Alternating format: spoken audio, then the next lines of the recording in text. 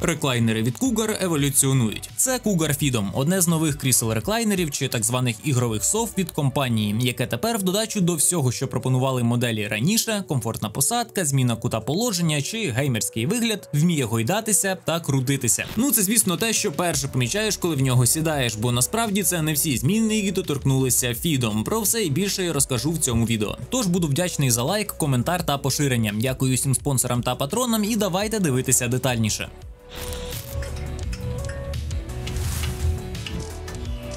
Еволюція продукції – це неминучий процес, якщо компанія хоче розвиватися. І з реклайнерами від Cougar ситуація саме така. Звісно, це не робить попередні моделі не вартими уваги. Я досі вважаю, що Cougar Elite Gold – це дуже крута модель ігрових сов, від наповнювача до вигляду. Але бачити щось нове – це завжди круто, і Cougar Freedom – це яскравий представник такого підходу. Отже, приїжджає він в майже зібраному вигляді. Потрібно лише спинку на основу заклацнути, так як це було в Elite Gold. Тож майте на увазі, що воно велике і важке. Фактична вага 38,5 кг, об'ємна близько сотні. Це обумовлено знову ж таки дещо більшими розмірами за попередників, відразу лишаю на екрані характеристики, і іншим механізмом, про який я ще розкажу. Зараз важливо те, що він металевий, важкий, і це необхідно, адже формує центр тяги, щоб крісло було стійке незалежно від положення. Що стосується дизайну та загальної якості, як на мене, у Freedom лишили серце тих самих культових сов, але тепер це у великій мірі і крісло в класичному розумінні. Наприклад, позбулися прямих кутів, але додали обшивку з ліній фірмового кольору, лого на спинці та по бокам, впізнавані ромби на бокових кишенях теж на місці, як і самі кишені. Говорити за якість прошивки та якість матеріалів я не буду, адже тут все дуже добре, як і було в попередніх моделях, тут прямо таки привіт з преміум сегменту. Всі елементи корпусу закриті, навіть там, де ми їх не бачимо. Софа повністю довершена та продумана в тих місцях, де це було потрібно і навіть не дуже потрібно, але там теж все зробили красиво, і за це респект. Все ж не забуваємо, що софа вміє розкладатися, змінювати положення, відповідно відкривати певні елементи конструкції, і тут їх красиво приховали. Freedom продається у двох кольорах – сірому та чорному, і оббивка – це перша значуща відмінність. Це штучний льон. Фішка в тому, що він пропускає повітря. Якщо довго сидіти, сидіння вентилюється, і це дуже вирішує при довгих сесіях. Також за ним легко доглядати, хоч цей тканина весь початковий вигляд повертає від елементарного догляду. Наступне, що точно варто згадати – наповнювач, бо це наразі одне з найприємніших сидінь, на яких мені вдавалося посидіти. Я не знаю, як і що це в деталях, не експерт у всяких визначеннях наповнювачів, тож ось що пишуть офіційно. Преміальна оббивка спинки із силіконізованого поліефірного волокна з нещільним наповнювачем,